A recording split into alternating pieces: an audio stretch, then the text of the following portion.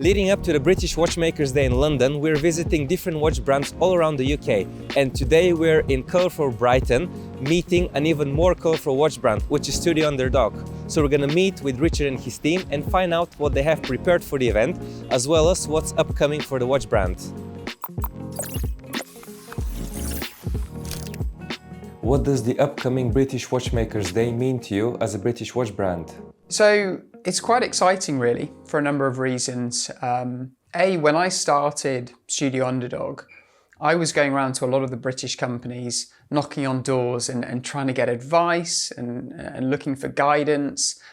And I was really surprised to find that actually brands were willing to share rather than a door sort of being slammed in my face. I was able to chat to Mike France. I was able to talk to Nicholas from Fears and pick his brain. So the fact that, the alliance is formed, which is essentially a group of British brands, and we're kind of working as a team, is really exciting. And I think is a really great reflection, on the industry that's here in the UK. In terms of the actual event itself, it's something that I think the UK has really been missing in terms of a fair or a show to showcase, horology in the UK. And I think over the last 10 or so years, that's really started to pick up steam. So to have a place, a meeting place, as it were, in the form of this British Watchmakers Day is something that's, super exciting. And you've got the likes from, Mr. Jones watches at an entry price point all the way up to, Roger Smith, Studio Underd0g somewhere in between, and we're all sharing a room, we're all sharing a space. The community will be just as interested in one, as the other.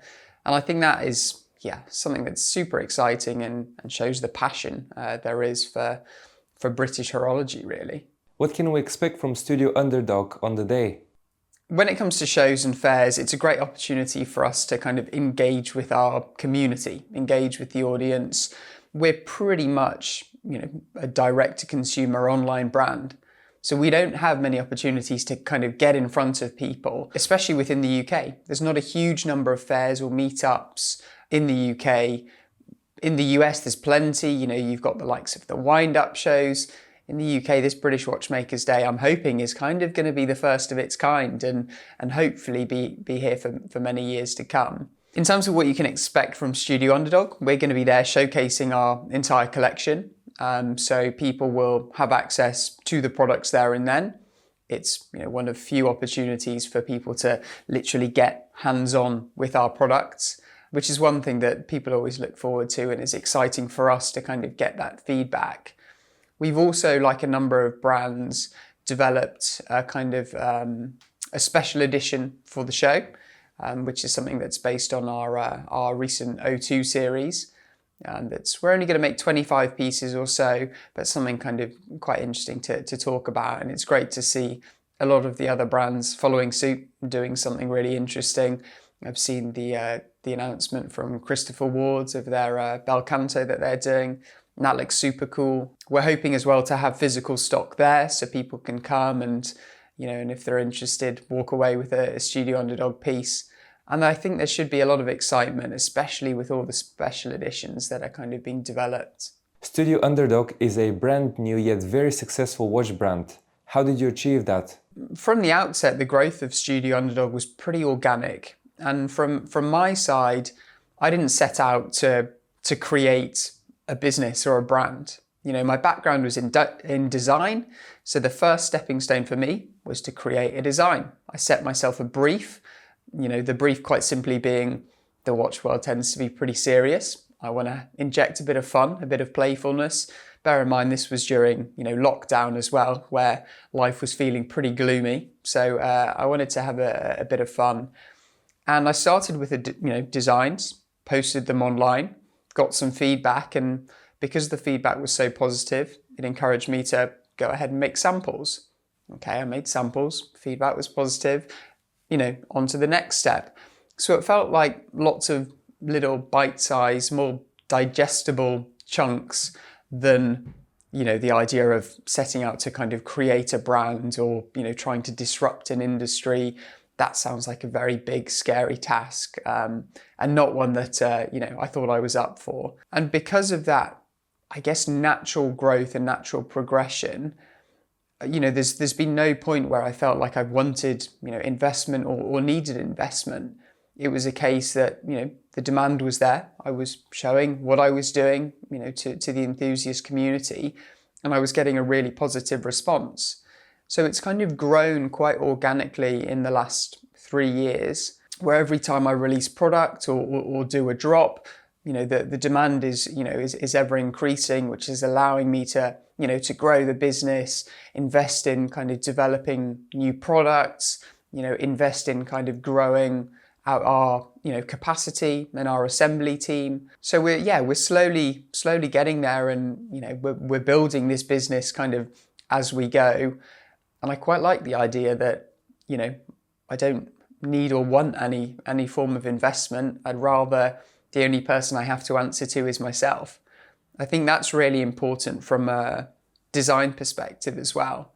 For the 01 series, my chronograph range, it was very easy for me to block out any noise because there was no noise. Nobody was, telling me what they wanted from Studio Underd0g or what they expected.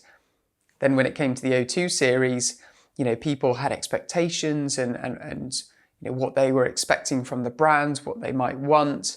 And in a way, I had to kind of try and block that out and just focus on what made the brand successful in the first place, which was pretty much me designing a watch for myself. And I think that plays hand in hand with, if there was any investors or advisors, it might sway me in one way or another.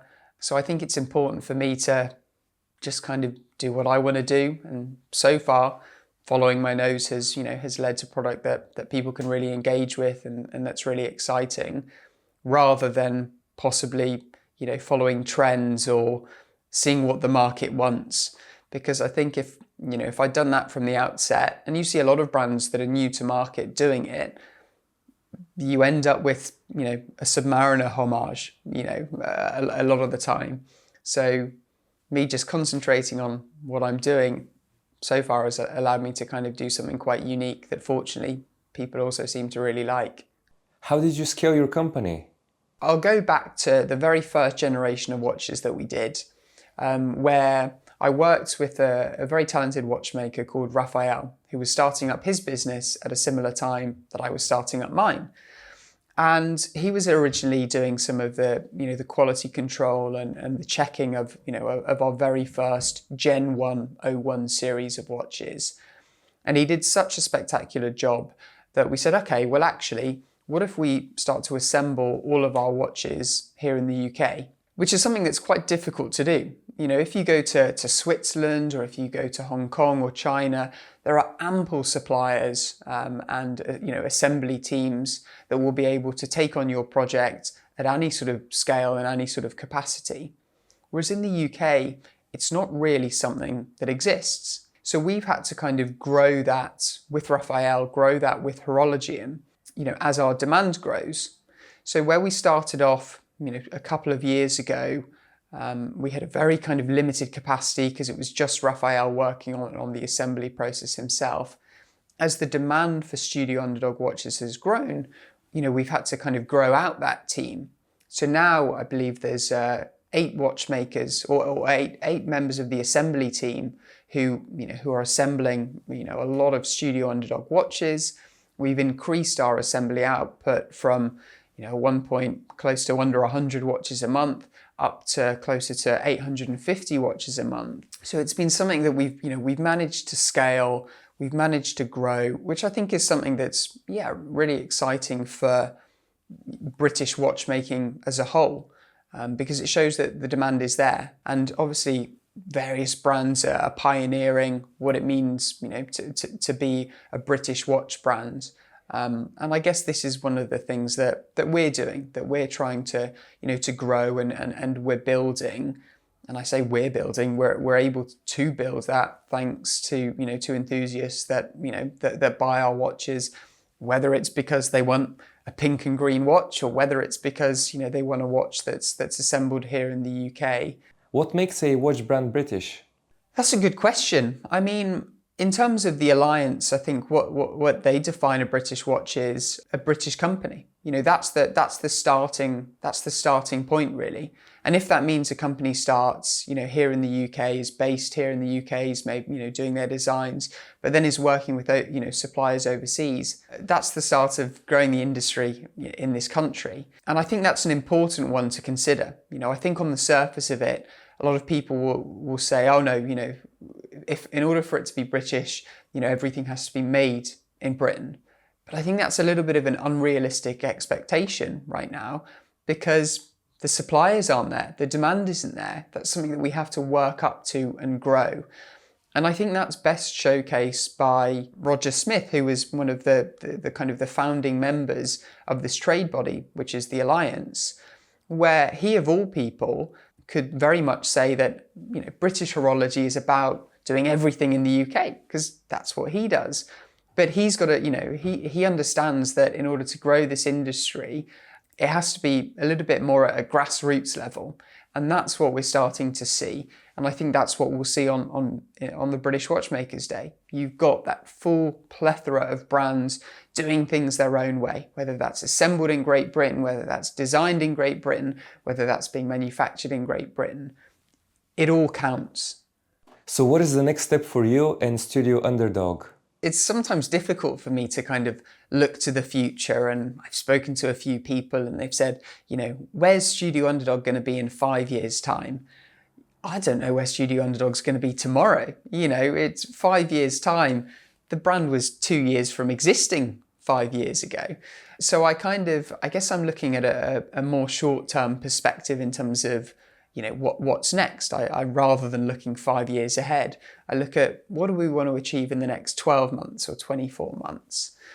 So in terms of looking forward, one thing that I want to do more of is lean into some more kind of collaboration opportunities. Because for me, when a collaboration is done right, it can tell a really interesting story. And for me, often I get inspiration from outside the watch world, and I look at, you know, I like, you know, streetwear, and I like sneakers, and I look at what stories are told in that industry and what collaborations, you know, work really well, whether it's brand to brand or brand to artist or, you know, or retailer to brand, whatever. There's always something, you know, a story that can be told. And I think what that means for us is exploring areas that we may not be able to explore ourselves, whether that's through, you know, innovation in terms of materials or working with other brands and playing with their DNA. That's something that I hope to do in the next kind of 12 months. And you know, we've got obviously a few projects that are in the pipeline that I'm really excited about. When it comes to the O3 series, I'm in no rush. You know, I want Studio Underd0g to be around for decades to come. Despite not looking 5 years into the future, I want to make sure the decisions that we make now, you know, set us up for the long term. And one thing that I've kind of discovered was with the O1 series, for example, it's the same 4 items that we pretty much started with that make up the core range. You know, we haven't sort of rotated and introduced loads of, you know, new colorways to see what sticks and what doesn't. You know, we're quite selective. When we introduced the O2 series, it was a good sort of 2.5 years after we launched the O1. So I kind of want to, you know, I'm in no rush really to introduce an O3 series. I want to let the O2 series breathe and people to, you know, to understand the process. And then we'll look to kind of to launch an O3. So yeah, probably 2025 or at least to the end of 2024 before any of that is kind of announced. So how do you see the future of British watchmaking? I think the future is bright. You know, as I said, we're looking to develop what we're doing in terms of, you know, working with British suppliers. You know, we're assembling our watches in the UK. All our straps come on leather that is, you know, is made for us by the strap tailor, who's a British independent. So we're slowly trying to work with other British brands or British companies that are doing some incredible work here. And so we're trying to work with them wherever we can. But I think it's, it's baby steps. It's not a case that suddenly every British brand is going to be doing in-house British movements. This is something that's going to take a long time. We're going to have to work together. Even something that sounds a lot more simple of, making or even finishing cases in the UK.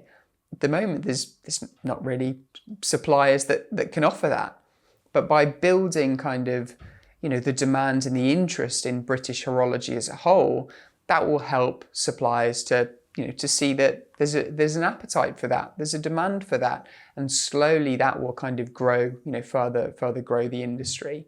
So I think whether it's a case, you're going to the extreme end, like Roger Smith, and you're doing as much as you physically can in the UK, or whether it's a case, you're just starting a business in the UK and you're working with suppliers overseas and abroad, that's still, bringing excitement to the industry in this country.